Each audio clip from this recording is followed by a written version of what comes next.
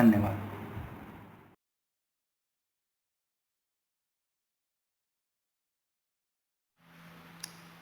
प्यारे दोस्तों, आज हम लोग बात करते हैं कि कॉमन एरर जो है निगेटिव सेंटेंस में कैसे होता है। तो हमारा जो टॉपिक है वो है common errors in negative sentences. तो अब इस टॉपिक से तो हमारे समझ आ ही गया होगा कि हम किस बारे में बात करने जा रहे हैं, कि कोई भी जो सेंटेंस होता है नेगेटिव सेंटेंस, तो उसमें क्या कॉमन एरर होता है। तो अब इसमें सबसे पहले हमें क्या पढ़ना है, इसका पार्ट 1 आज हम देखेंगे। पार्ट 1 क्या है? इन्वर्जन। क्या है पार्ट 1? इन्वर्जन। अब हमें जानना है कि इन्वर्जन का मतलब क्या होता है। इन्वर्जन का मतलब क्या होता है? तो इन्वर्जन का मतलब सिंपली होता है पलट देना। जैसे पेन क्या है, अब इस तरह है, अब इसका मैं पूरा अपोजिट कर दिया तो ये पलट गया। यही चीज़ है इन्वर्जन का मतलब, कि सब्जेक्ट से पहले वर्ब को लगाना है। सब्जेक्ट से पहले वर्ब लगाना है। अब जैसे मैं क्या होता है कि हमने अभी देखा जो पहले लगा है उसको हमने कर दिया बाद में, और जो बाद में लगा है उसको हमने कर दिया पहले। अब हमें पढ़ना है कि निगेटिव फ्रेज के कारण इन्वर्जन जो किया जाता है, निगेटिव फ्रेजेज के कारण इन्वर्जन किया जाता है। कुछ मिस्टेक हो सकते हैं जिसको आप माइंड मत कीजिएगा, आप उसको समझिएगा जो मैं कॉन्सेप्ट समझाना चाह रहा हूँ। इन्वर्जन किया जाता है। अब जैसे निगेटिव फ्रेज में हम क्या सब ले सकते हैं, सबसे पहले मान लेते हैं नॉट ओनली बट अल्सो। अब दूसरे पे हम क्या मान सकते हैं, हार्डली। अब इस सबका मैं अर्थ समझाऊंगा कैसे ये यूज होता है। तीसरा मान लेते हैं नो सूनर, ध्यान से सुनना मेरे सारे वर्ड को। चौथा नोट वंस, और फिर पांचवा हम देखेंगे लिटिल। छठा हो जाता है नेवर। सातवां हो जाता है नो वे, और आठवां हो जाता है अंडर नो सर्कमस्टांसेज। तो दोस्तों आज हम इसमें क्या करने आ रहे हैं कि इसमें जो 4-5 ऐसे नेगेटिव फ्रेज हैं जिनसे रिलेटेड हमेशा एग्जाम में आता है, चाहे वो एसएससी से हो, एसएससी में कोई भी एग्जाम हो, सीजीएल हो, सीएचएसएल हो, एमटीएस हो, या कोई भी हो, एनडीए का हो, सीडीएस हो, एयरफोर्स एक्सवाई ग्रुप हो, या फिर बैंकिंग का हो, तो जो एरर है वो इन सब पार्टों से सबसे ज़्यादा पूछा जाता है। तो हमारा जो सबसे पहला पार्ट होगा उसके बारे में हम डिस्कस करेंगे, जो होगा नॉट ओनली बट ऑल्सो। बुद्धिमान है बल्कि हैंडसम भी है। अब यहाँ पे देखो हमें ये चेक करना है कि इन्वर्जन सही है या गलत। तो हम यहाँ देख रहे हैं कि यू जो सब्जेक्ट है उससे पहले वर्ब लगा हुआ है, और वर्ब के बाद सब्जेक्ट है, और नॉट ओनली का देखिए आर यू लगा हुआ है, एकदम क्लियर है। सेम उसी तरह से क्या हो गया बट ऑल्सो हैंडसम। तो ये जो इन्वर्जन है वो एकदम सही है। अब इसका गलत रूप क्या हो सकता था, not only you are intelligent but also क्या, हैंडसम। तो अब ये सेंटेंस सही है या गलत है? जी एकदम गलत है। गलत होने का रीजन क्योंकि सब्जेक्ट के बाद वर्ब आ रहा है। अब इसी तरह एक चीज और हो सकता है कि हम बोलते हैं not only are you intelligent, not only are you intelligent but you are also handsome. तो ये भी गलत है क्योंकि इसमें 2 बार यू आर का प्रयोग हम कर रहे हैं। जैसे मैं लिख के ही बता देता हूँ आपको, कंफ्यूजन ना हो इसलिए। जैसे मैंने लिखा not only are you intelligent but you are also handsome. तो क्या आप लोग बताओ क्या सही है? बिल्कुल गलत है। गलत होने का रीजन क्योंकि यहाँ तो हमने आर यू इंटेलिजेंट लगा दिया, बट ऑल्सो एक साथ आएगा, ना कि यू और आर साथ में आएगा। इसके वजह से सही और क्या हो सकता है, you are not only intelligent but also handsome, क्योंकि उसमें हमने निगेटिव फ्रेज की बात नहीं की। और जब निगेटिव फ्रेज की बात नहीं करेंगे तो वहां क्या होगा, कोई दिक्कत नहीं वहाँ, क्योंकि निगेटिव फ्रेज से शुरुआत ही नहीं हुआ है, तो वो सेंटेंस सही हो जाएगा। अब जैसे एक एग्जाम्पल और हम देखते हैं इसका, आप लोग ध्यान से देखना, बस सारा समझ आएगा, बहुत ईजी है। Not only she is beautiful but she is also honest.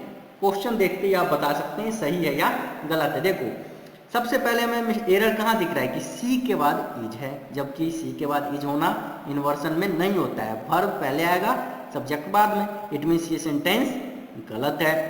तो अब इसका सही क्या होगा दोस्त, तो सही होगा not only is she beautiful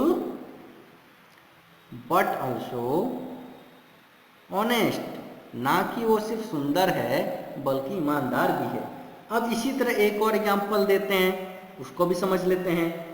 जितना एग्जाम्पल आप करेंगे उतना कॉन्सेप्ट क्लियर होगा। एग्जाम में सारे क्वेश्चन इस तरह से पूछे जाते हैं, जैसा कि आपको वीडियो के शुरू में भी दिखाया था मैंने कि कुछ एरर के मैंने क्वेश्चन दिए थे, यदि आपसे सॉल्व हुए तो मैंने बोला था कि वीडियो ना देखें, यदि ना हो तो वीडियो अवश्य देखें और पूरा देखें। तो उसी बात को यहाँ फॉलो करेंगे। एक एग्जाम्पल में लिखा है not only he speaks English but also, कोई भी लैंग्वेज हम ले सकते हैं, मान लेते हैं बट ऑल्सो फ्रेंच लिखते हैं, बट ऑल्सो फ्रेंच। ये सेंटेंस सही है या गलत है? जी ये सेंटेंस एकदम गलत है। अब बोलोगे ये गलत कैसे है, तो गलत होने का रीजन है कि देखो पहले सब्जेक्ट है, उसका बाद वर्ब आ रहा है, वर्ब का फिफ्थ फॉर्म है, तो वर्ब का फिफ्थ फॉर्म है तो उसको चेंज कैसे करेंगे, तो नॉट ओनली डज लगाएंगे। क्या लगाएंगे? डज, क्योंकि वर्ब का फर्स्ट फॉर्म बनाने के लिए हम करना पड़ेगा डज का ही, और स्पीक्स का क्या हो जाएगा, स्पीक फर्स्ट फॉर्म बन जाएगा। Not only does he speak English but also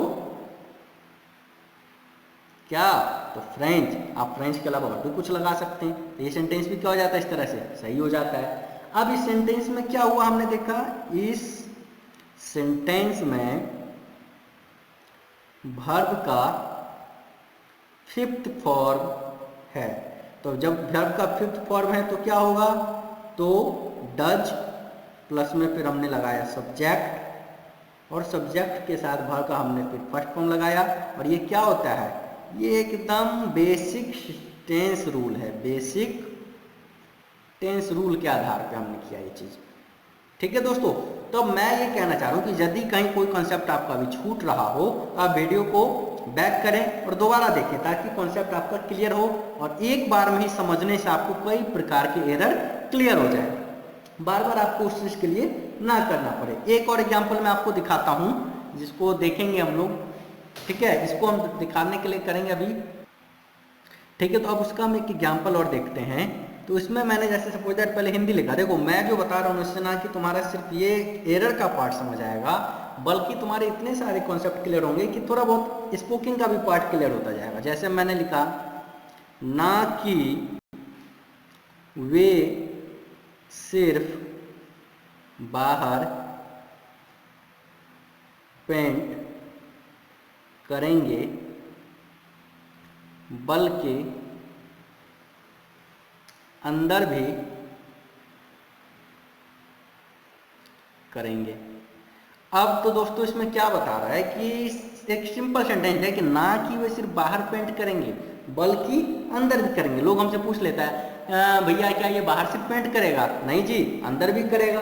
तो अब इसके लिए क्या हो जाता है सेंटेंस, हम सबसे पहले क्या लिखें, नो, ना कि का इंग्लिश नॉट ओनली।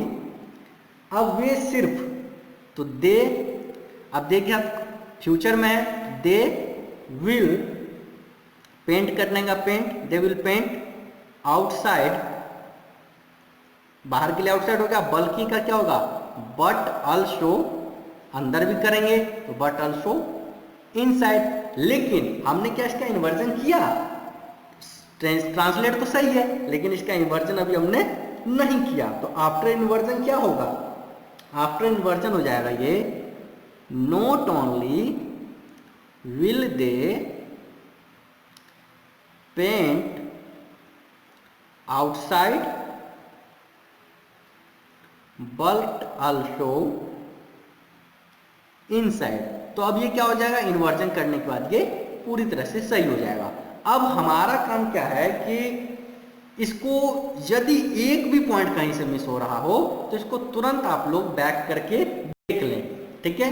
और अब हम दूसरा उसमें पॉइंट उठाते हैं, जैसे मैंने पहले बताया था नॉट ओनली बट ऑल्सो, अब एक हम उठा रहे हैं हार्डली। अब देखो हार्डली का यहाँ क्या मतलब होता है, हार्डली का मतलब होता है कि एक काम हुआ ही था। मैंने क्या बोला, एक काम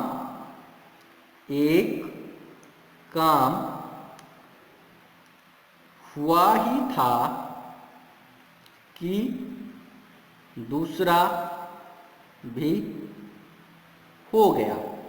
अब इसका क्या मतलब है, इमीडिएटली आफ्टर फर्स्ट, मतलब एक काम तुरंत खत्म होते ही दूसरा भी उसके बाद तुरंत खत्म हो गया, इमीडिएटली आफ्टर फर्स्ट। अब इस चीज को हमें समझना है कि इसका एग्जाम्पल से पहले समझो, क्योंकि एग्जाम्पल बताऊंगा तो तुम्हारे मन में जिज्ञासा रहेगी कि हुआ कैसे, नहीं तो तुम सिंपली क्रॉस कर जाओगे। Hardly had I started cooking when there was a power cut। इसका अर्थ क्या हुआ कि जैसे ही मैं खाना पकाने गया था वैसे ही बिजली चली गई। Hardly had I started, hardly तो हमने लगाया किस लिए, निगेटिव फ्रेज की वजह से। हैड आई स्टार्टेड, मैंने बताया था कि वर्ब पहले तब सब्जेक्ट, वो भी लगा दिए। Started cooking when there was a power cut. अब इसमें हमें सबसे पहले देखो, ये रूल जैसी बताऊंगा तुम्हारे पूरा क्लियर हो जाएगा दोस्त। रूल क्या है कि सबसे पहले हम लगाएंगे इसमें हार्डली, और हार्डली का जोड़ेंगे हैड। हमेशा ध्यान रखना हार्डली के बाद क्या जोड़े रहेंगे, हैड, और उसके बाद आ जाएगा सब्जेक्ट, मिलाते चलना ऊपर से एकदम करेक्ट मिलेगा। उसके बाद आएगा वर्ब का थर्ड फॉर्म, और फिर आता है अदर वर्ड्स। अदर वर्ड्स क्या हुआ हमारे पास यहाँ पे, जैसे हमने लिखा कुकिंग, अदर वर्ड्स जैसे ही होगा उसके बाद हमें क्या जोड़ना होगा, या तो व्हेन जोड़ेंगे या फिर बिफोर जोड़ेंगे। दोस्त ध्यान देना, या तो व्हेन या बिफोर। जैसे व्हेन या बिफोर जोड़ेंगे अदर वर्ड्स के बाद तो उसका तुरंत हम बदल के कर देंगे सेकेंड पार्ट ऑफ सेंटेंस, आगे हो जाएगा। जैसे मैंने अभी बताया भी था, देयर वाज, व्हेन के बाद there was, second part of sentence में क्या, there was a power cut. अब ये जो सेकेंड पार्ट ऑफ सेंटेंस होगा वो किस तरह होगा, तो ये होगा simple past tense, simple past tense. अब दोस्त सिंपल पास्ट टेंस में वर्ब का कौन सा रूप यूज होता है, वर्ब का सेकेंड फॉर्म यूज होता है, इतना तो हम लोग सब जानते हैं। अब ऐसे इस पे हमने एक एग्जाम्पल लिया, मान लेते हैं एग्जाम्पल हमने क्या लिया, एग्जाम्पल लिया हमने हार्डली, देखो इसमें एरर छाटना होगा अपने को, hardly had I closed my eyes when my mobile phone ring. ठीक है, अब इसको हमने पार्ट बाय पार्ट बांट लिया। हार्डली हैड आई को हमने ले लिया ए पार्ट में, क्लोज्ड माई आईज को ले लिया हमने बी पार्ट में, व्हेन माई को हमने ले लिया सी पार्ट में, और मोबाइल फोन रिंग को हमने ले लिया डी पार्ट में। तो सोचो और बताओ दोस्तों कि इसमें कौन से पार्ट में एरर है। तो हमें साफ दिख रहा है इसमें कि देखो हार्डली हैड आई तो हमारा रूल के अकॉर्डिंग सही है, हार्डली हैड और सब्जेक्ट, फिर वर्ब का थर्ड फॉर्म भी लग गया है, अदर वर्ड्स भी आ गया, व्हेन या बिफोर में व्हेन भी आ गया, और सेकंड पार्ट जो है वो पास्ट में नहीं है क्योंकि रिंग जो है वो प्रेजेंट में हो जाता है, फर्स्ट फॉर्म है, तो इसके बदले रिंग के बदले क्या होना चाहिए, रैंग होना चाहिए। तो एरर डी पार्ट में, रिंग के बदले क्या होना चाहिए था, रैंग। तो ये सेंटेंस में हमने गलती कहाँ देखा, रैंग। तो इसका सही रूप क्या होगा दोस्त, तो सही रूप होगा hardly had I closed my eyes when my mobile phone wrong. कि जैसे ही मेरी आंख लगी वैसे ही मेरा फोन बजने लगा। ठीक है, तो यहाँ तक पे हमने समझ गया कि वर्ब का फर्स्ट फॉर्म था उसको जबकि सेकेंड फॉर्म हमें लगाना है। तो अब ये जो है इसका ये सही रूप है और ये वाला जो था वो गलत रूप था, क्योंकि ये इन्वर्जन गलत था। एरर इस तरह से हम छांट सकते हैं, ये सही है। इसका हम एक और एग्जाम्पल देखेंगे, ठीक है। अब हम इसका एक और एग्जाम्पल देखते हैं। क्या लिखा है एग्जाम्पल में कि मान लेते हैं लिखा है hardly had the movie started then all the lights went out। ठीक है दोस्त, अब इसको भी हम पार्ट बाय पार्ट बना लेते हैं। हार्डली हैड को हमने बना लिया एक पार्ट में, द मूवी स्टार्टेड को हमने बना लिया बी पार्ट में, देन ऑल द लाइट तक, देन ऑल द लाइट तक को हमने बना लिया सी पार्ट में, वेंट आउट को बना लिया हमने डी पार्ट में। अब बताना कि एरर कौन से पार्ट में है, तो हम लोग आसानी से देख लेंगे कि क्या होगा कि देन का यूज मैंने बोला था नहीं होगा। किसका यूज बोला था होगा, वेन या बिफोर का। तो ये क्या हो गया, सेंटेंस गलत हो गया। इसको सही करने के लिए हम क्या करेंगे, लिखेंगे hardly had the movie started when all the lights went out। अब ये क्या हो गया, सही हो गया। देखिए दोस्त, मैं यही समझ रहा हूँ कि आप लोग इसको समझ पा रहे होंगे बहुत अच्छे से। एक एग्जाम्पल और देखते हैं, इसमें मैं नॉर्मली बताऊंगा, इसको आप लोग खुद से भी समझिएगा। फिर इसमें भी मैंने लिखा hardly had we left home when it starts raining। अब इसको भी मैं पार्ट में बांट देता हूँ। हार्डली हैड को हमने कर दिया, हार्डली हैड वी को पार्ट ए ले लेते हैं, लेफ्ट होम को हमने बी ले लिया, वेन इट को हमने सी ले लिया और स्टार्ट्स रेनिंग को हमने डी ले लिया। बताओ एरर कौन से पार्ट में है दोस्त, तो सिंपल है, देखो सोचो बताओ, बहुत ईजी है। हार्डली हैड भी एकदम सही है, लेफ्ट होम भी सही है, वेन भी सही है, इट भी सही है। अब गलती कहाँ है, तो ये स्टार्ट्स जो है वो गलत है, रेनिंग तो होगा ही। तो अब स्टार्ट्स के बदले क्या होगा, स्टार्टेड, क्योंकि हमें कौन से फॉर्म में जाना है, सेकेंड फॉर्म में जाना है। मैंने भी बताया था कौन से फॉर्म में जाने के लिए, सेकेंड फॉर्म में, सिंपल पास्ट टेंस में होगा। तो ये सिंपली क्या चेंज होकर होगा, hardly had we left home when it started raining। Clear दोस्त, यदि किसी को कोई भी कंफ्यूजन हो जरूर एक बार बैक करके देख लीजिएगा वीडियो, कहीं भी कोई कंफ्यूजन रहने का कोई चांसेज नहीं रह जाता है, ठीक है। अब इसके बेसिस पे तो हमने एरर देखा। अब अपने पास में तीसरा क्या पार्ट हमने देखा था, अब तीसरा आता है नो सूनर। देखिए अधिकांश टीचर लोग का वीडियो में किसी पे कमेंट नहीं कर रहा हूँ, लेकिन वास्तविकता यही कि उस जरूरत को पॉइंट को नहीं समझा के वो लोग पहले बेसिक में घुसे रहते हैं। हम उस दौर से गुजर चुके हैं, आप लोग जो है सारे कॉम्पिटिटिव पॉइंट ऑफ व्यू में आ चुके हैं। और उस दौर में क्या है कि आपको बेसिक का तो नॉलेज बचपन से लेते आए हैं। अब हमें बेसिक के साथ क्या चाहिए कि एडवांस वो चाहिए जिससे कि हम नज़र हमारा जाए और हमें पता चल जाए कि गलती क्या है या इसमें क्या सॉल्व करना है। तो मैं उस पॉइंट ऑफ व्यू से बता रहा हूँ, ठीक है। आप लोग ध्यान से बस समझते चलिए, मिनट भर का खेल है।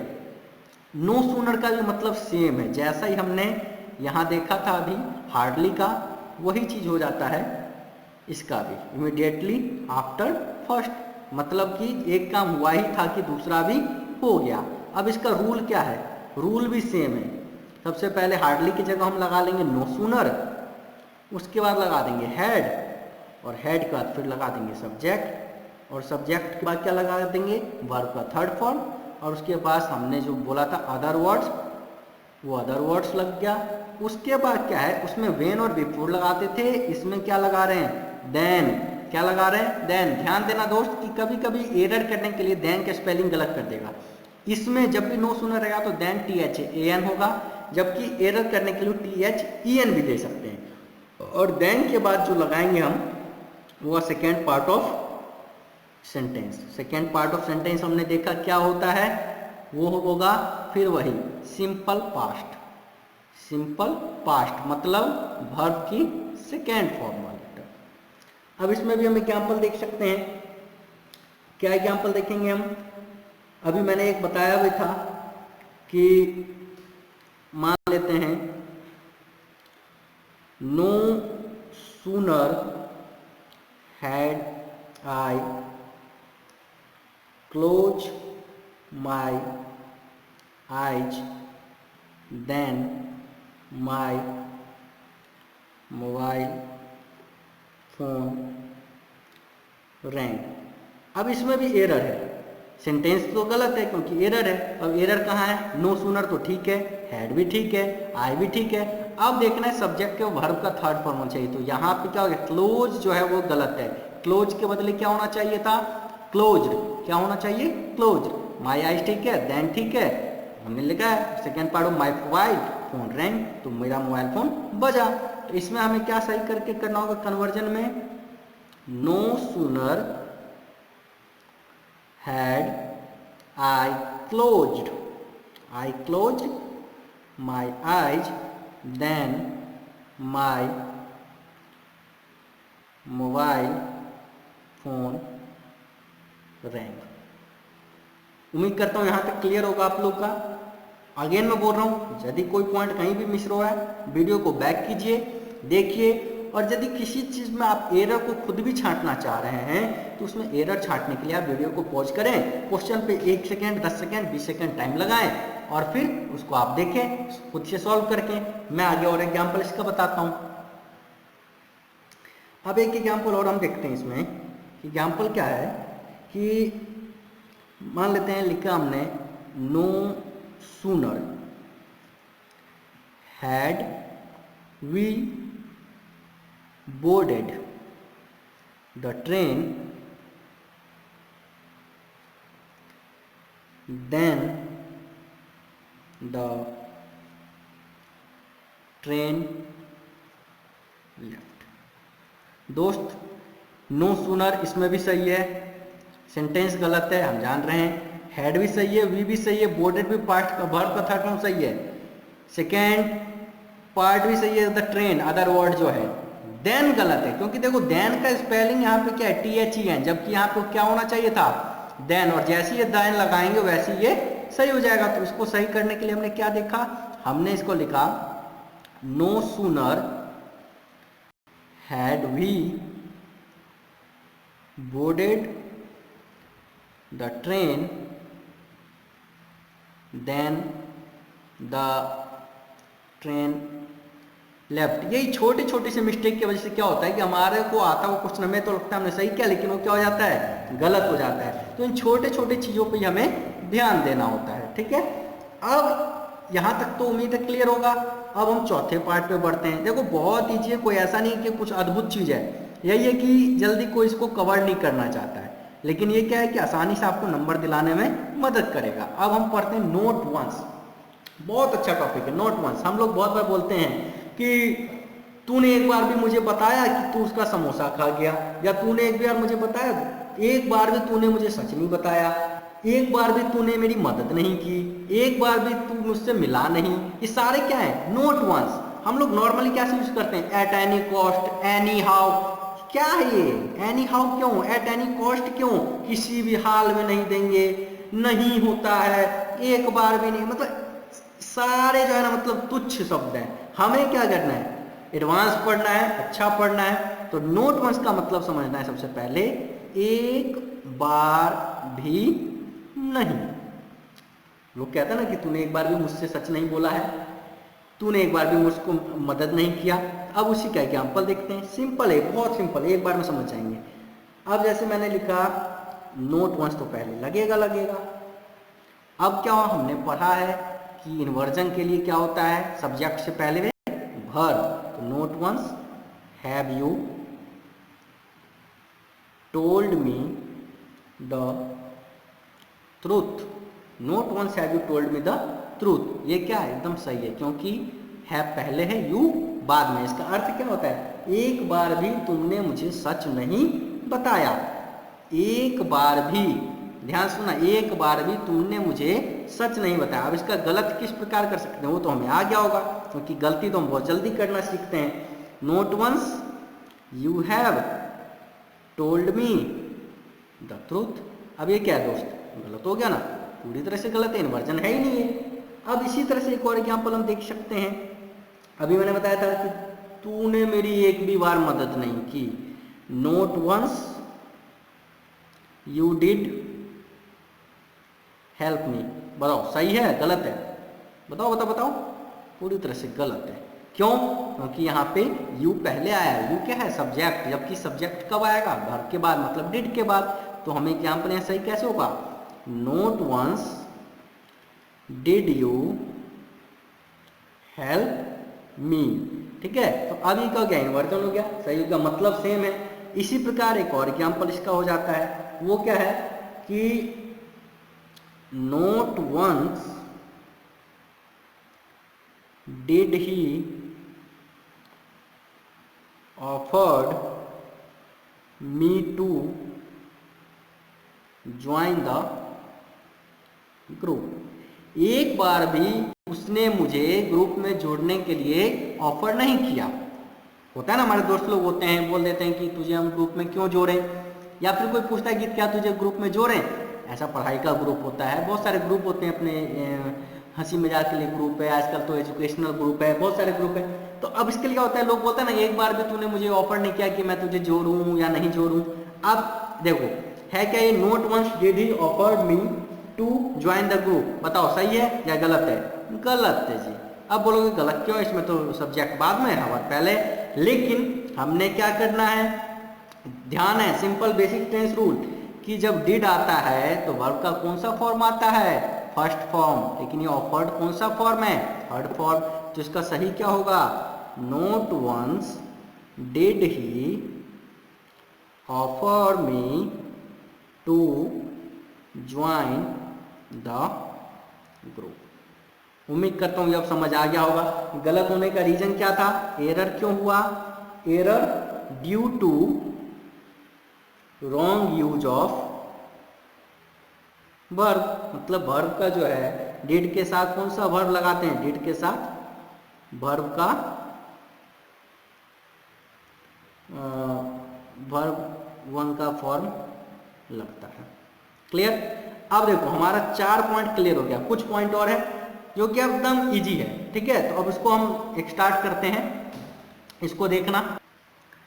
अब हम 5वां देखते हैं, लिटिल। अब ये जानना है कि लिटिल का अर्थ क्या होता है। लिटिल का अर्थ होता है ना के बराबर। लिटिल का अर्थ ना के बराबर। अब लिटिल कैसा शब्द है, पॉजिटिव या निगेटिव। लिटिल पॉजिटिव वर्ड है जी नहीं, लिटिल तो एक निगेटिव वर्ड है। निगेटिव सेंस में हम लिटिल का यूज करते हैं, क्योंकि हमने देखा कि लिटिल का मतलब ही होता है ना के बराबर। मतलब इसका एक रूल है, जब भी लिटिल होगा यूज तो पास्ट टेंस में होगा सेंटेंस। ऑलवेज यूज, ध्यान करना इसको दोस्त, बहुत उम्मीद से पढ़ा रहा हूँ कि आप लोग का सारा कॉन्सेप्ट क्लियर होगा और बहुत इजीली आप लोग घर बैठे एग्जाम क्रैक करने की सुविधा पा जाएंगे। Always use little in past tense. अब क्या होता है कि लिटिल पहले लगा के इन्वर्जन किया जाता है। लिटिल पहले लगा कर इन्वर्जन किया जाता है। अब जैसे कि एग्जाम्पल ले लेते हैं हम, मान लो हमने लिखा little did I know that the rovers were following me. देखो यहां पे क्या है इसका अर्थ, लिटिल डिड आई नो, मुझे ना के बराबर पता था कि लुटेरे मेरा पीछा कर रहे हैं। रोवर्स मतलब लुटेरा होता है, ठीक है। फॉलोइंग मतलब पीछा करना है। Little did I know that the rovers were following me, मतलब मुझे ना के बराबर पता था कि क्या रोवर्स लुटेरे मेरा पीछा कर रहे हैं। तो एक तो नेगेटिव सेंटेंस हो गया, ना के बराबर पता था इसको, और ऑलवेज यूज हमने क्या किया, लिटिल पास्ट टेंस में किया, डिड लग गया, लिटिल हमने पहले लगा के सेंटेंस को इन्वर्जन में बदल दिया। इसका रूल क्या है कि एक रूल है इजी सा, लिटिल के साथ डिड तो रहेगा ही, लिटिल डिड, इसका या तो आई रहेगा या वी, और उसके साथ नो हमेशा कॉमन रहेगा। मतलब क्या समझे कि लिटिल डिड आई या वी नो, इतना तो सेंटेंस में कॉमन रहेगा, लिटिल डिड आई नो या लिटिल डिड वी नो, ये कॉमन है, इसके लिए कॉमन है, इसको हमेशा याद रख लो। अब एक एग्जांपल और मान लेते हैं, little did we know that Nepal was going to cheat us। अब ये क्या है, लिटिल डिड वी वो नो, हम ना के बराबर जान रहे थे कि नेपाल हमारे साथ धोखा कर रहा है। हम जान रहे थे क्या धोखा कर रहा था, हम नहीं जान रहे थे। आज क्या है, आज जो देश की स्थिति उसमें क्या हुआ, नेपाल ने अटैक किया या फिर जो भी ऐसा कुछ हम न्यूज में सुन रहे हैं। बाय द वे हम उस टॉपिक पे नहीं जाना है, इसमें हमें समझना है कि हम ना के बराबर जान रहे थे कि नेपाल हमारे साथ धोखा कर रहा था।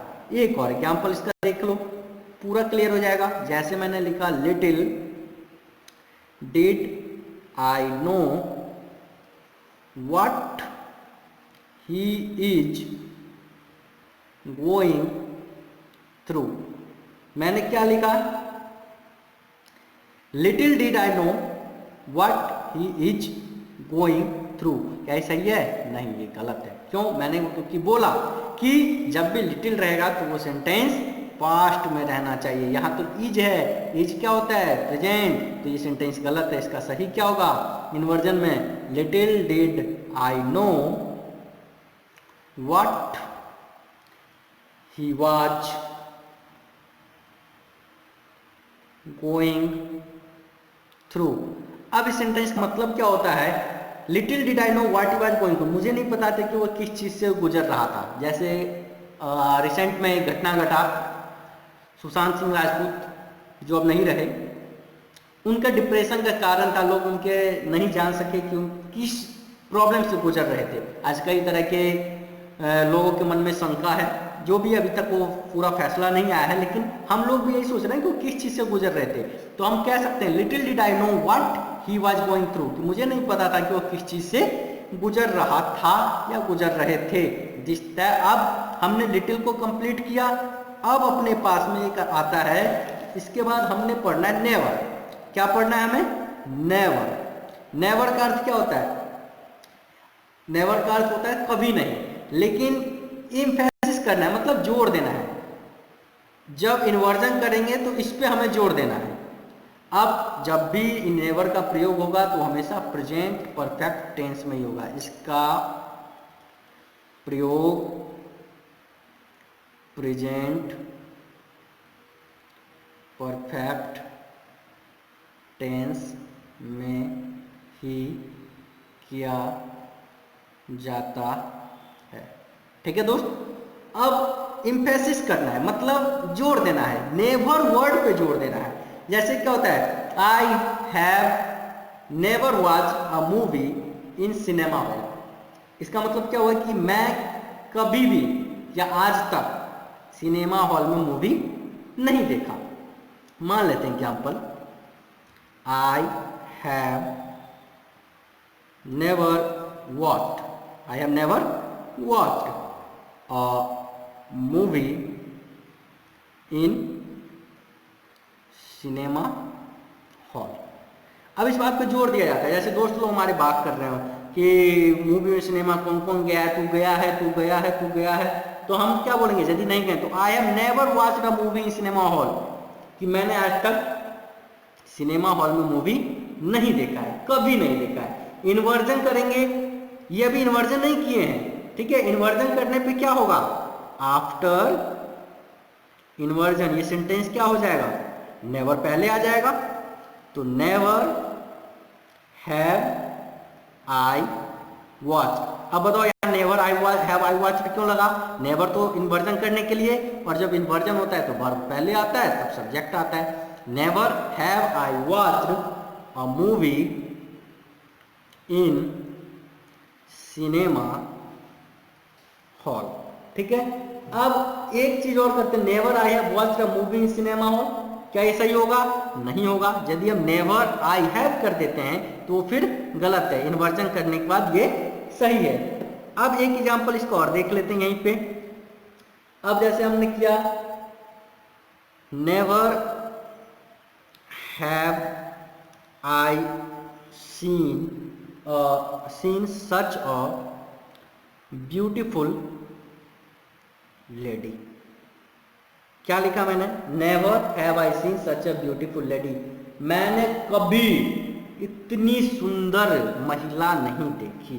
ये जोर दे रहा है नेवर पे, और नेवर पे जोर दे रहा मतलब इन्वर्जन हो रहा है, और इन्वर्जन भी सही है क्योंकि नेवर का आदेश ने पहले वर्ब ऑक्सिलरी वर्ब क्या हेल्पिंग वर्ब कहते हैं हैव वो लगाया है, फिर सब्जेक्ट है, फिर वर्ब का थर्ड फॉर्म में प्रेजेंट परफेक्ट टेंस हमें नजर आ रहा है, एकदम सही है।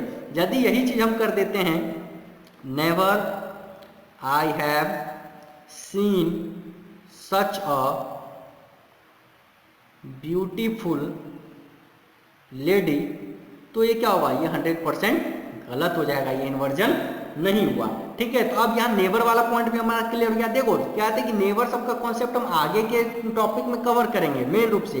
अभी क्या एरर वाले में मेन रूप से जो एग्जाम में CGL CHSL या एनडीए वगैरह में आता है, उसमें क्या आता है कि स्टार्टिंग के जो चार थे, not only but also, no sooner, फिर इसका हमने देखा था हार्डली, उसके बाद हमने एक और देखा था नोट वंस। तो ये सारे क्या है कि सबसे ज्यादा एरर में आते हैं। अब हमारे पास दो और बच गए हैं, उसको अब हम देखते हैं।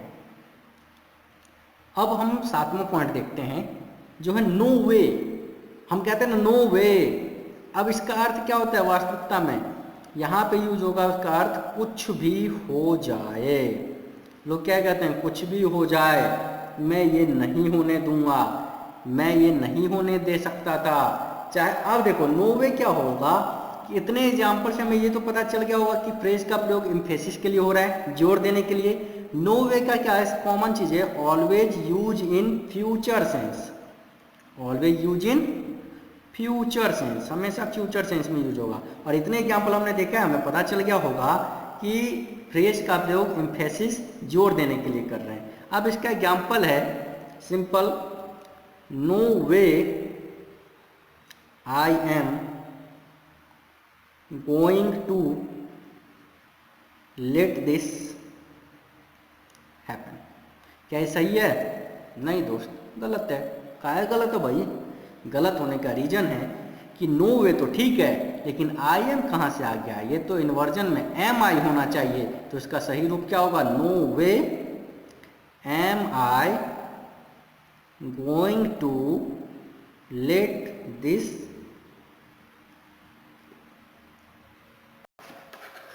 Sorry friend let this happen. ठीक है, अब ये क्या है? सेंटेंस सही है क्योंकि यहाँ पे हमने नो वे के बाद क्या लगाया? वर्ब, और फिर हमने लगाया सब्जेक्ट। ठीक है, और इसको हमने अभी बताया था कि हमेशा फ्यूचर सेंस में होगा। अब इसका एक और एग्जांपल देख लेते हैं। इसका अर्थ क्या हुआ? चाहे कुछ भी हो जाए, मैं यह नहीं होने दूंगा। अब ऐसी ये क्या है? No way will I allow him to park his car here। क्या ये सही है? हाँ सही है। सही होने का रीजन क्या है? क्योंकि नो वे तो पहले लगाई इन्वर्जन बनाने के लिए, और उसका जिसने ऑक्सिलरी वर्ब या फिर हेल्पिंग वर्ब कह लीजिए विल, वो भी लगा, उसका सब्जेक्ट है allow him to park his car here, एकदम सही है ये। अब हम लास्ट और पॉइंट की तरफ बढ़ते हैं जिसका है अंडर नो सर्कमस्टांसेज।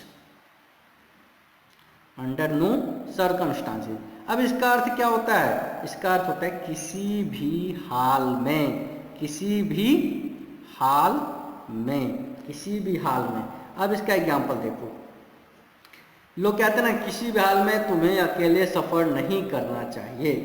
मान लेते हैं यही सेंटेंस को हम बनाते हैं, अंडर नो सर्कमस्टांसेस। देखो होता क्या ना कि नॉर्मली जो हम लोग बोलते हैं, क्या बोलते हैं, एनी हाउ, तुझे अकेले सफर नहीं करना चाहिए, any how you should not, या फिर you should not travel alone.